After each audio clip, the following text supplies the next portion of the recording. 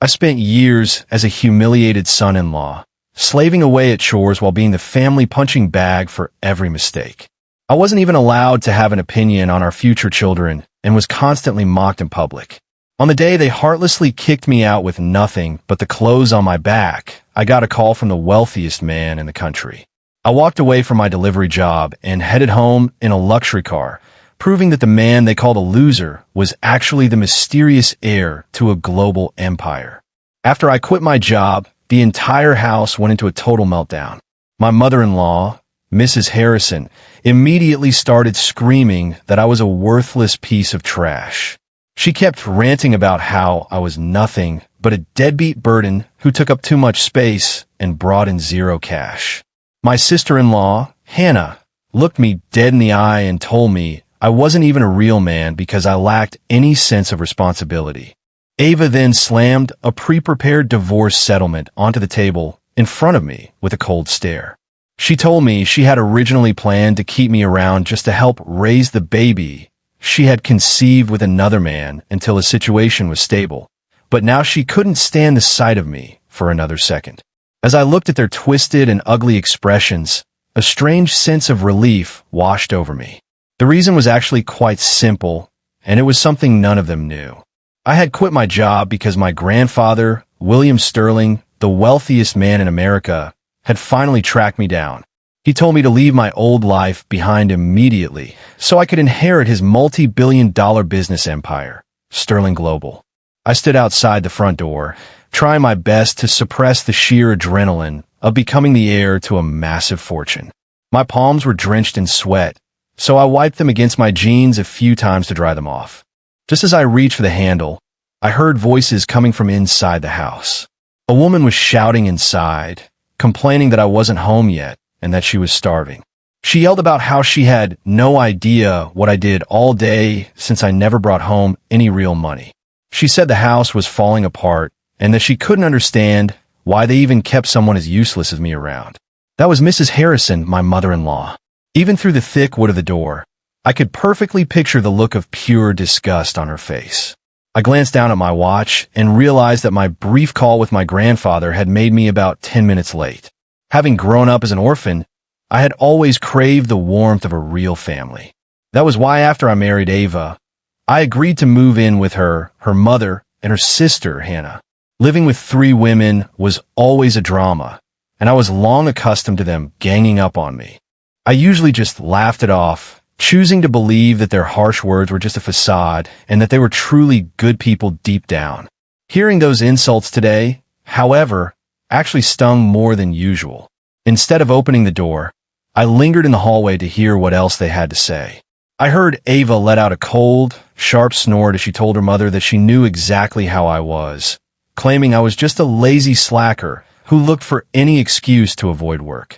She told her mother not to worry, saying that as soon as I finished cooking dinner, she would find some random reason to start an argument. She laughed about how she would make me kneel on the hard kitchen floor while the 3 of them sat at the table and enjoyed their meal. As soon as she said that, all 3 of them burst into a fit of cruel laughter. It was a pattern. Every time I worked late, Ava would start a fight the moment we sat down to eat. She would complain the food was too salty or the soup was too tasteless, finding any tiny flaw just to scream at me. Most nights, I didn't even get to eat a single bite before I was either kicked out of the house or forced to kneel on the floor as punishment. I had always assumed these incidents were just unfortunate coincidences, but I finally realized they were carefully choreographed humiliations. While their laughter echoed through the apartment, I stood in the hallway feeling a cold shiver run down my spine. I stood there for a long time before taking a deep breath and forcing my face into a mask of cold indifference. When I finally pushed the door open and walked in, the laughter died instantly. 3 faces, all wearing the same expression of annoyance, turned toward me at once. Mrs. Harrison scowled and asked where the hell I had been. She snapped at me to get into the kitchen and start cooking immediately. Then she noticed my hands were empty, and her face darkened even further as she pointed a finger at me, screaming about how I hadn't even bought groceries and was clearly trying to starve them all to death. As her mother's temper flared, Ava stood up abruptly with a pale, angry face and threatened that she wouldn't let me off the hook if I didn't have a good explanation. I was just about to answer when Hannah, who had been scrolling through her phone, let out a loud gasp. She looked up with a shocked expression and asked what the hell I was thinking, claiming a friend had just messaged her to say I had quit my job. Hannah accused me of making such a massive decision on my own just so I could be a lazy parasite and live off them like a total loser. Ava and Mrs. Harrison both turned pale and demanded to know if I had really quit. My mother-in-law looked like she was about to have an aneurysm, screaming that the mortgage was over $5,000 a month and that Ava only made $4,000, meaning the family completely relied on my paycheck to survive. She yelled that I must be out of my mind to quit under those circumstances. Ava was actually shaking with rage as she glared at me, demanding that I speak up and tell her it was all just a big misunderstanding. She kept pleading for me to tell her that I hadn't actually walked away from my job. I frowned deeply, feeling a mixture of intense irritation and deep disappointment. Even so, I tried to keep my voice steady as I admitted that I had indeed resigned, but I started to explain that it was because I had found a new opportunity. Before I could even finish my sentence, Ava lunged forward and slapped me across the face. The sound of the slap echoed through the room, and as I touched my stinging cheek, I realized my heart hurt far more than my face. I asked her in a low voice if she was even the slightest bit curious about why I had quit. I asked if she had ever considered that I might be going through a hard time, or that perhaps I had discovered an opportunity that was far better than my old job. Ava let out a mocking laugh as if I had just told a joke. She sneered that everyone has problems at work and pointed out that while she sat in an air-conditioned office all day, I was just a delivery driver out in the elements. She told me that even if my job was physically demanding, it didn't give me the right to just walk away. She told me that since I knew she needed money, my only job was to provide it for her. She ordered me to go back to my boss and apologize immediately, even if I had to crawl on my knees and beg for my position back. She made it very clear that if I didn't get that job back, I shouldn't bother showing my face in that house ever again. I had always been a mild-mannered man, but hearing those cruel words made my blood boil to the point where I couldn't even find my voice. Mrs. Harrison narrowed her eyes and looked at me with pure condescension, asking what kind of better opportunity a loser like me could possibly have. She mocked me by saying my delivery job barely covered the bills and asked what other skills I could possibly possess. I finally reached my breaking point and roared at them, pointing out that even with my humble job, I made more money than all three of them combined. I asked them why they had the right to call me useless, and if I was a loser, then what did that make them? For the first time in our marriage, I stood my ground against their years of endless insults and belittlement. The three women, who had always viewed me as an easy target, were momentarily stunned by my outburst. Mrs. Harrison began to stammer, arguing that as the man of the house, it was my sole responsibility to provide for everyone. She added that Ava was over a month pregnant and that they would need even more money soon, asking how I planned to support a child without a job. To her, it was just another way to pressure me into working harder, but to me, those words felt like a physical blow. I slowly turned to Ava and looked her straight in the eyes, asking her to confirm if she was really over a month pregnant. Ava's expression immediately shifted, but she remained silent. My mother-in-law was completely oblivious to the sudden tension and continued her tirade, mocking me for being such a failure that I didn't even know my own wife was pregnant. She asked me what the point of my existence even was if I couldn't manage the simplest things. Hannah sensed that something was seriously wrong and tried to quiet her mother by tugging on her sleeve. Mrs. Harrison looked at her in confusion, asking why she should stop. She pointed out that Hannah was usually the one who insulted me the most and mocked her for suddenly having a change of heart. Mrs. Harrison insisted that men like me needed to be kept in line with constant verbal abuse. Otherwise, we would start thinking we were in charge. I forced a bitter smile as a wave of cold realization washed over me. Ava and I hadn't been intimate in over 2 months, not because of a lack of interest on my part, but because she refused to let me even get near her. She always complained that I smelled like sweat from work, and no matter how much I scrubbed in the shower, she still looked at me with nothing but disgust. I had spent months blaming myself, and wondering how I had failed her as a husband. But in that moment, I realized the problem wasn't me at all. The truth was that she had already found someone else. I let out a long, heavy sigh and looked directly at my wife, calmly stating that the child she was carrying couldn't possibly be mine.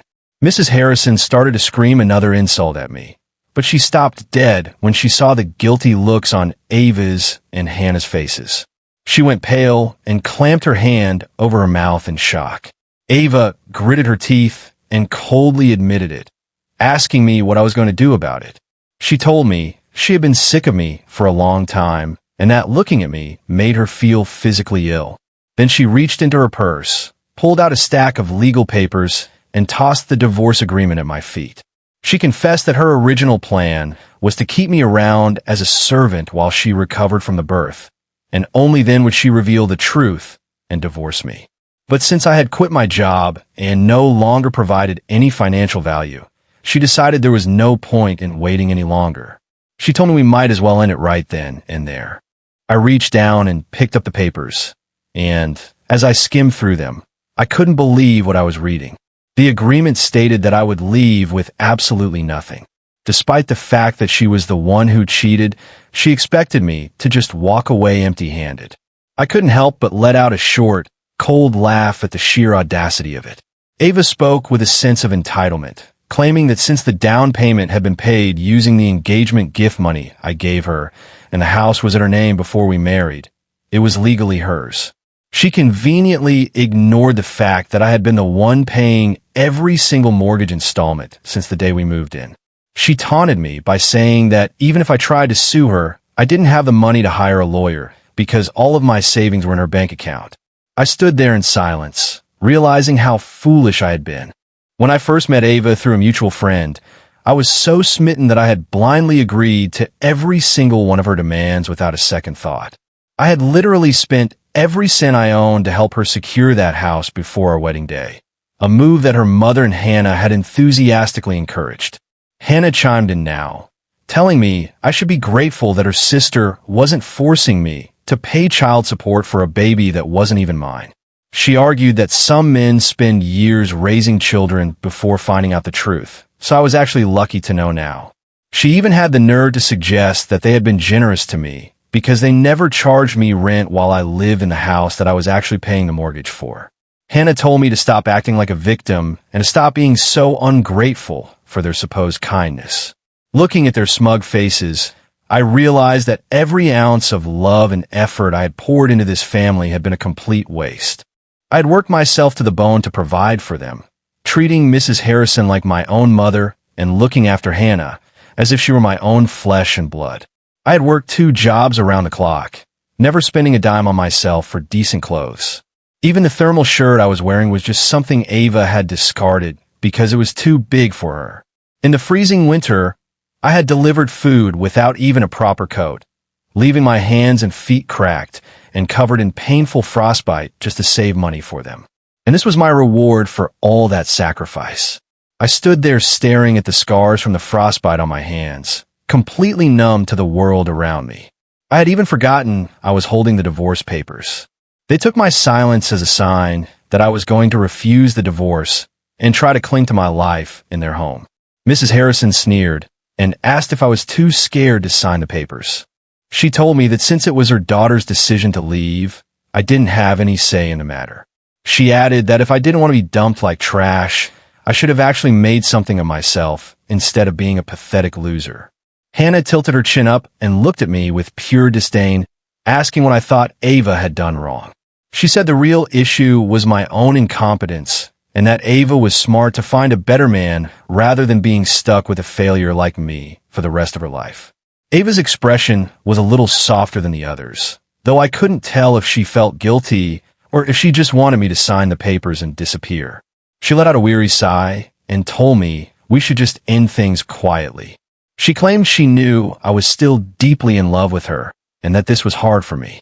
She told me that while she knew I worshipped her, our relationship was dead and dragging it out would only cause more pain.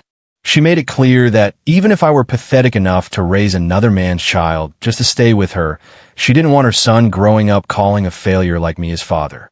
A grim smile touched my lips as I listened to her. Without a single word of protest, I leaned over and signed the divorce papers.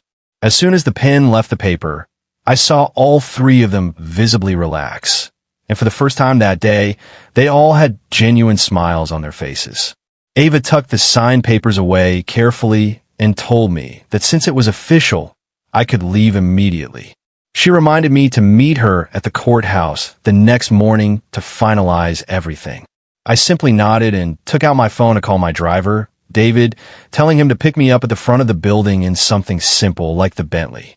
After I hung up, I looked at the three of them and told them that since they were the ones who insisted on this, they shouldn't bother coming to find me when they inevitably regretted it. They just stared at one another in total confusion, clearly thinking I had finally lost my mind. I didn't even wait for a reaction before turning around and walking out the door. They were stunned for a moment, but I could hear them laughing through the door, assuming I was just making up lies to save face. I heard the deadbolt click into place as they locked me out, clearly terrified I might try to come back. David waited until I was settled in the back of the car before he finally asked what had happened. He mentioned that I had planned to bring my family along to meet my grandfather at the estate and seemed confused as to why I was returning alone. I looked up at the apartment where I had spent the last 5 years and felt a heavy weight in my chest. I told him that our time together had simply come to an end. I explained that I had intended to take them out for a celebratory dinner before sharing the news, but they were so blinded by their anger over me quitting that not one of them bothered to ask why I had done it.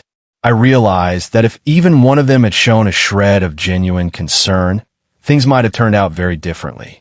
A chill ran down my spine when I realized that if they hadn't been so cruel, I might never have discovered the truth about Ava's affair. I could have spent the rest of my life raising another man's child, being played for a fool until the day I died. I didn't want to talk about it anymore, so I just rubbed my temples and told David to have the car ready at 8 the next morning for the courthouse.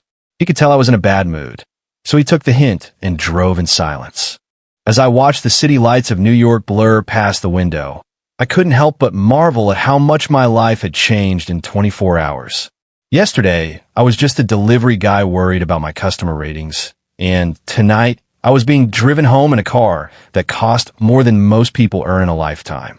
It was like living in a movie script. I arrived at the courthouse exactly on time the next morning. I saw the three of them standing near the entrance, and Ava looked visibly relieved when I walked up. She mocked me, saying she wasn't sure if I'd actually show up, and I just gave her a polite smile and told her the feeling was mutual.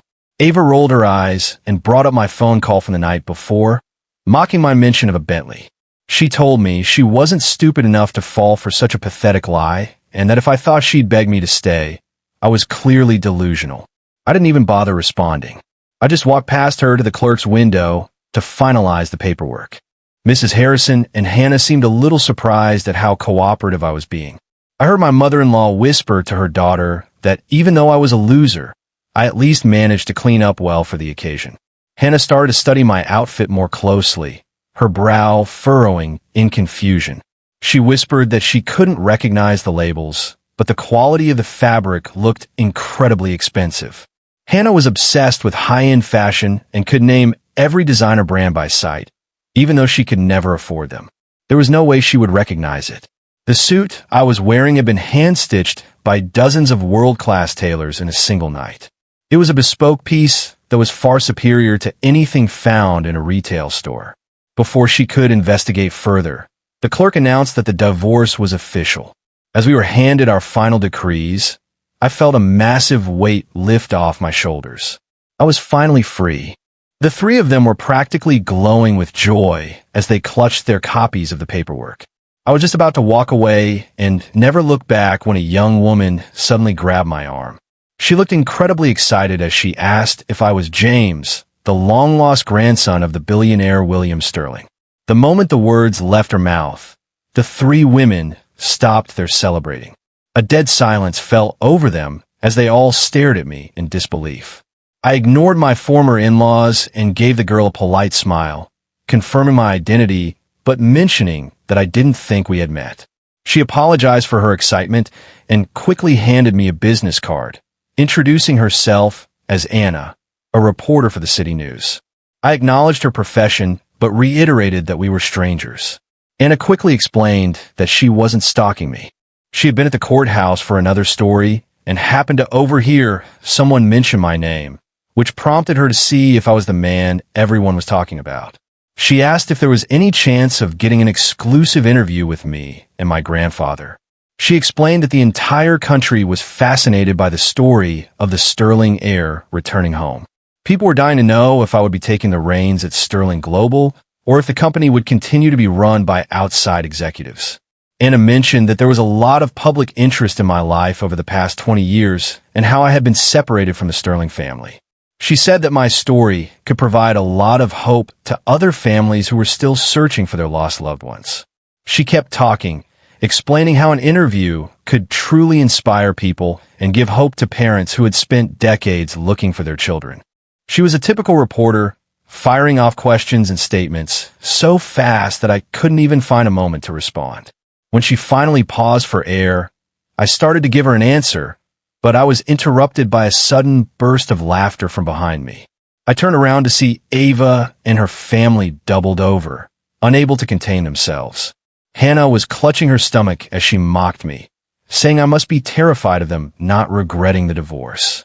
She brought up the Bentley again and gestured to my suit, calling it some cheap, no-name brand I probably found at a thrift store. She accused me of actually spending money to hire an actress to play a reporter just to impress them. Hannah laughed and said I was clearly insane if I thought they'd believe such a desperate stunt.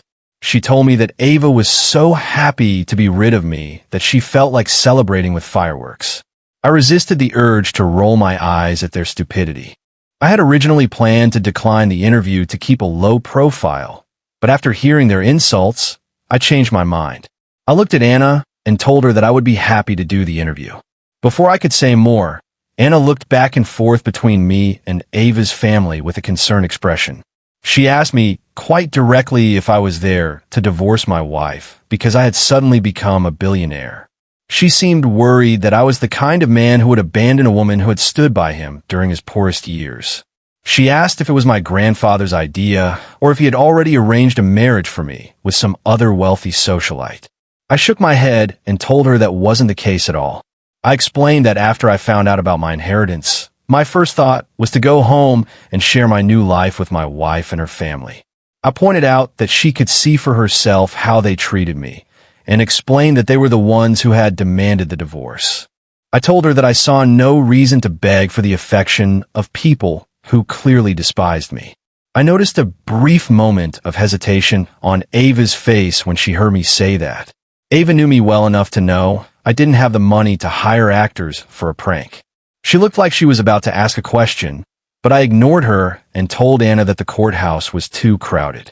I suggested we find a quieter place to talk and mentioned that my car was waiting for us outside. I walked out of the building with Anna following close behind me. Ava and her family rushed after us, but they stopped dead in their tracks when they saw us get into a limited edition Rolls-Royce. Their smug expressions vanished instantly. I caught David's eye in the rearview mirror and gave him a small nod of appreciation. He knew exactly what he was doing by picking the most expensive car in the Sterling fleet for my divorce hearing. Even someone who knew nothing about cars could tell that the vehicle was worth millions of dollars. Ava ran toward the car and began pounding on the window, screaming for me to get out and explain how I could possibly be the Sterling heir. I didn't even look at her as I reached over and closed the privacy shades. I gave David the signal, and we smoothly pulled away from the curb. Once the shades were down, I couldn't see their faces anymore, though I could still hear their desperate screaming fading into the distance. I took Anna back to the Sterling estate in Greenwich and spent 2 hours giving her the most thorough interview of her career. I answered every single question she had with total honesty. The story broke the following morning, and it wasn't long before my phone started ringing. It was Mrs. Harrison, but her voice was unrecognizable. She was speaking with a forced, sugary sweetness as she begged me to come to the hospital, claiming that something terrible had happened to Ava. She tried to play on our history as a family, asking if I could find it in my heart to visit her just one last time. My initial reaction was to hang up, but then I realized that missing the opportunity to see them in this state would be a wasted chance for some closure. I threw on a jacket and headed over to the hospital. When I walked into the room, Ava was lying in bed looking incredibly pale and frail. Her eyes lit up the moment she saw me, and she forced a weak smile on her dry lips, calling me husband and asking if I came because I still loved her. I had to stop myself from laughing out loud, but I kept my face neutral as I asked why they had summoned me. Hannah put on a performance of deep sorrow, accusing me of being heartless and claiming that her sister had suffered immensely for my sake. I was nearly speechless at the hypocrisy. I was the one who had spent years working like a slave to support them, only to be cheated on and thrown out like garbage. And yet, here they were, trying to convince me that Ava was the true victim in all of this. Ava struggled to sit up in bed, tears streaming down her face as she told a new story. She claimed she hadn't actually cheated and that her pregnancy was the result of a forced encounter. She told me she had been too terrified to tell me and had only wanted to get an abortion. She claimed the doctors had told her the procedure was dangerous, which put her in a terrible position. She told me with a straight face that she only chose to divorce me because she didn't want to burden me with the pain of her supposed trauma. She said Hannah had convinced her that my love for her was strong enough to overlook what had happened. She claimed she had finally gone through with the abortion and planned to tell me the truth afterward, but something had gone wrong during the procedure. I played along, asking what had happened. Mrs. Harrison seemed relieved that I was asking questions. She wiped away fake tears and told me that Ava had suffered a severe hemorrhage during the surgery, resulting in a full hysterectomy. She looked me in the eye and claimed that Ava had lost her ability to have children all for my sake. She told me that Ava hadn't wanted her to tell me, but she knew what a good man I was and that I would surely forgive her. It took every ounce of my willpower not to laugh in their faces. According to them, she had cheated and gotten pregnant for me. It was the most absurd thing I had ever heard. I kept my thoughts to myself and just gave them a vague, non-committal smile. Because they were used to me being a pushover, Ava actually thought I was buying her story. She started nodding frantically, calling me husband again and telling me how foolish she had been to doubt my love. She said she had been so focused on protecting me that she forgot how much I cared for her. She claimed that the divorce was a mistake that had only caused more pain.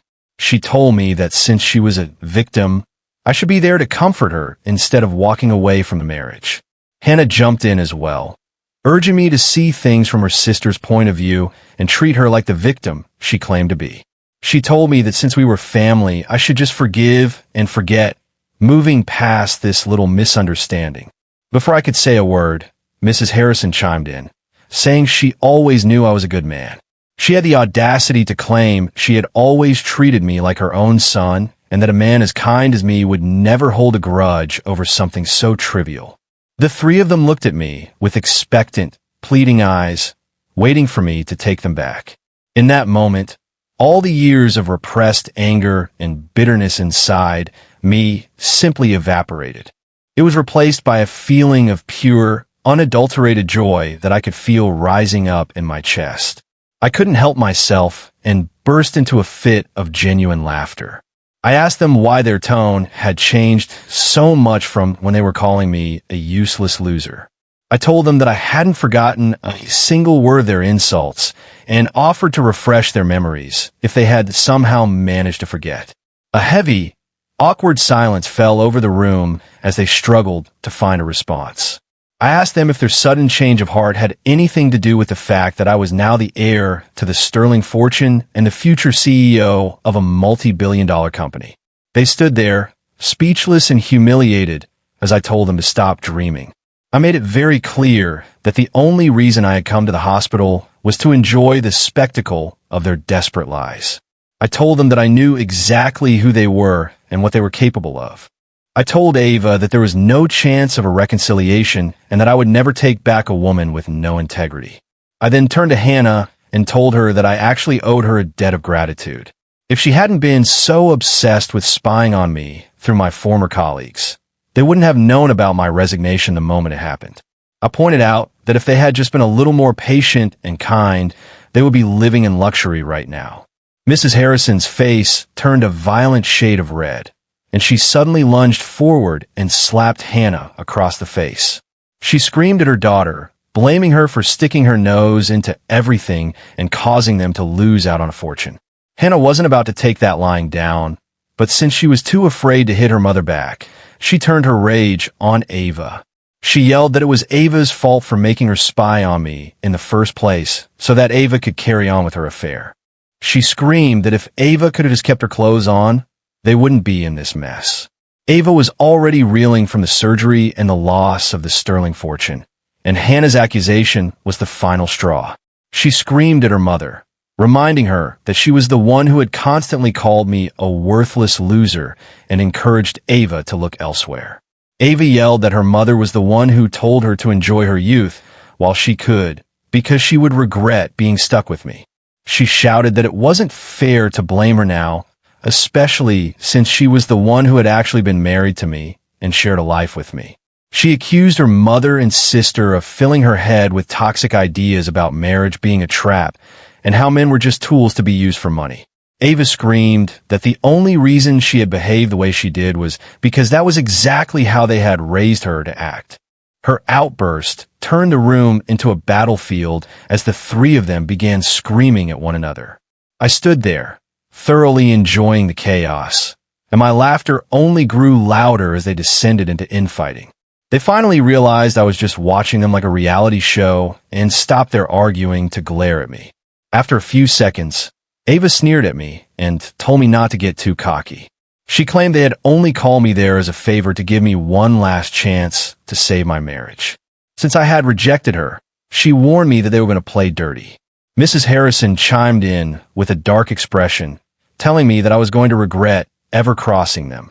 I decided I'd had enough entertainment for one day and told them that while my future was uncertain, they were the ones who were already living in a nightmare of their own making.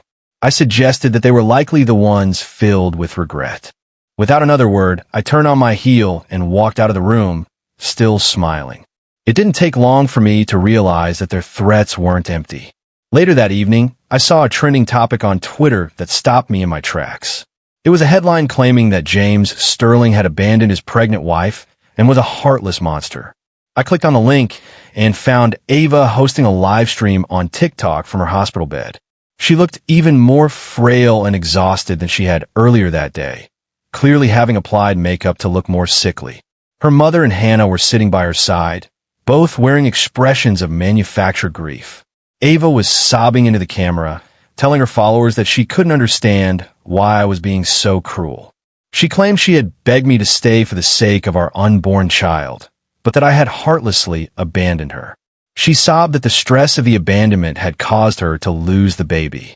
Mrs. Harrison took over the stream and told the audience that they had only just found out I was a sterling heir from the news.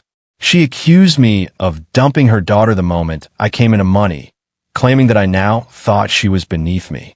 Hannah sat there sighing and playing the role of the supportive sister. She looked at the camera and asked why men always became monsters the moment they got a little bit of wealth. She reminded everyone that I had lived in their home for years and that they had always treated me like a member of the family. She claimed they had never asked anything of me and only wanted a simple, happy life together. She lamented that their kindness had been met with such betrayal and asked the audience if I had ever truly loved her sister at all. Hannah told the viewers that I had no remorse and had actually mocked Ava for being poor, telling her she got what she deserved. She claimed they were only doing the live stream to warn my grandfather about what kind of person I really was before he handed over the company to a vampire like me. She begged my grandfather not to trust a man who was so ungrateful and parasitic. As soon as she finished her speech, the comment section exploded with thousands of people attacking me.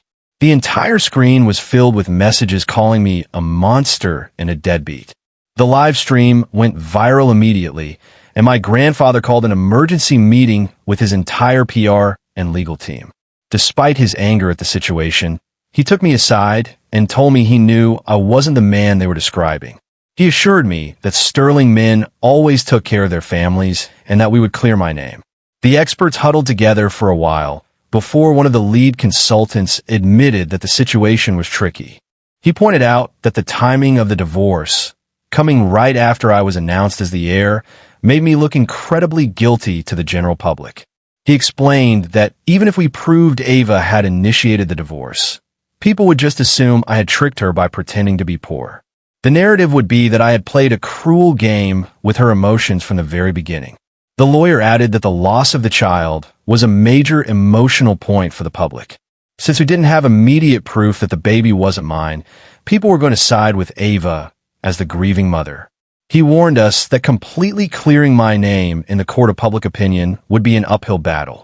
I frowned and asked why it was so complicated, suggesting that we just needed to prove she had been cheating on me.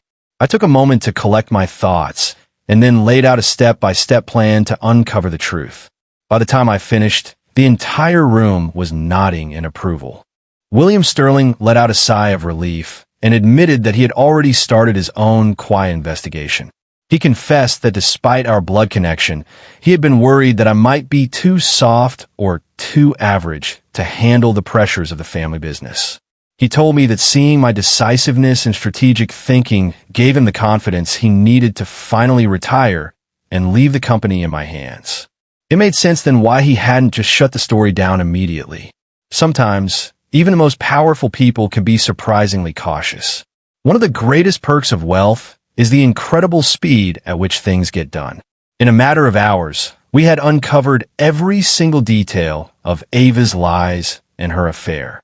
Without a moment's hesitation, I moved to clear my name and expose the truth. Our first move was to release the evidence of her affair. It was surprisingly easy to find a witness. Her boss, Mark Thompson, was actually eager to speak out. He went on camera and claimed that Ava had been the one to seduce him, even pressuring him to divorce his wife before eventually leaving him with nothing. He shared their entire iMessage history for the public to see. While the internet was still buzzing over the thousands of leaked messages, I dropped the second piece of evidence. I posted the official divorce filing, which clearly showed that Ava was the one who had filed the paperwork. I also included financial records proving I had paid for the house entirely on my own, yet the settlement showed I had walked away with nothing. Ava and her family were quick to react, however, and she launched another live stream on TikTok almost immediately after my evidence went public. She was back to sobbing on camera, asking why I was attacking her with such vicious lies when all she wanted was an apology. She accused me of using my wealth to bribe her boss into lying about her, claiming I was just trying to humiliate her after she had lost the baby. She directly challenged me on camera, asking if I denied paying Mark Thompson. I had indeed sent the money to encourage his cooperation, but I wasn't about to admit that. Instead, I released my ultimate trump card in the form of 2 videos. The first was the security footage from the living room on the day of our confrontation. In the video, all 3 of them could be heard mocking me and explicitly admitting that the baby wasn't mine. The irony was that Mrs. Harrison had been the one to install the cameras in the first place. She had lost a gold bracelet months earlier and had been convinced that I stole it. She installed the cameras to catch me in the act. But since none of them knew anything about technology, I was the one who actually set up the system and the cloud accounts. When my true identity was revealed, their first instinct was to delete the footage, but they didn't realize I had enabled automatic cloud backups. I had set it up months ago as a precaution against their constant accusations, and now those deleted files were the evidence I needed. It was the perfect evidence to end their lies. The second video was a recording from my visit to Ava in the hospital. I hadn't gone there just to gloat. I want to make sure I caught them in their own web of contradictions on camera. The release of those videos didn't just tell the truth. It exposed the entire family for the manipulative and cruel people they were. The public's reaction was instantaneous. The same people who had been sympathizing with Ava just hours ago were now livid at being played for fools. The mob that had been attacking me turned their sights on Ava's live stream. The comments were savage, with people demanding their donation money back. One user complained about spending $100 on a digital gift for her while they were struggling to afford their own meals, calling themselves blind for believing her. People were calling the turnaround the most satisfying thing they had ever seen. They pointed out that while I might have been poor, I at least had integrity, while the Harrisons had spent years taking advantage of my kindness. It was like a real-life revenge movie playing out in real time. The consensus was that justice had finally been served. If I hadn't been planning to surprise them with the news of my inheritance, those 3 women might have actually succeeded in destroying my life. Within minutes, the abuse became so intense that Ava was forced to end the stream, and her account was banned shortly after. Every cent they had made from the live streams was frozen before they could withdraw it. To make matters worse for them, I filed a massive lawsuit for defamation and several other charges. Before they could even think about selling the apartment and skipping town, the police arrived to take them into custody. All 3 of them were ultimately sentenced to 2 years in prison. They tried calling me constantly from behind bars, hoping for a lifeline. I occasionally went to visit them, deliberately acting just conflicted enough to give them a sliver of hope that I might still care. Every time they started to think I might help them, I would crush their hopes and leave them in total despair. Eventually, they stopped trying to reach out altogether. Meanwhile, with my grandfather's help, I began dating again and eventually met a wonderful, kind, and beautiful woman from a family that shared our values. On the very day they were released from prison, my wife gave birth to our healthy twin boys. Ava and her family returned to a life of nothing. Their apartment had been seized and auctioned off to pay the legal fines and the restitution they owed me and the thousands of people they had scammed online. Their greed and cruelty had left them with absolutely nothing. They were social outcasts, their reputations completely destroyed by their own actions. No matter where they went, people recognized them and whispered about their crimes, forcing them to live a life of shame and isolation. Eventually, they couldn't stand the shame in New York and retreated to their small hometown. But even there, they were treated like pariahs and no one would hire them. Desperate for money, they reportedly turned to the street to survive. After several more arrests, they simply dropped off the radar entirely. With the resources of the Sterling family, I could find them in a heartbeat if I wanted to, but I have absolutely no interest in their lives. I'm focused on my own happiness, my wife, my children, and the continued success of Sterling Global. That is more than enough for me. I've chosen to view my past with them as nothing more than a bad dream that I've finally woken up from. I'm moving forward and embracing the life of wealth and joy that I was always meant to have. In the end, my family is thriving, and Ava and her mother have nothing but the consequences of their own choices. It wasn't the billions of dollars that truly changed me. It was the realization that I no longer had to beg for anyone's approval or love. Some people are incapable of genuine affection and will only pretend to care when you have something they want. The lesson is simple. Stop begging for recognition and start building a life where you shine on your own.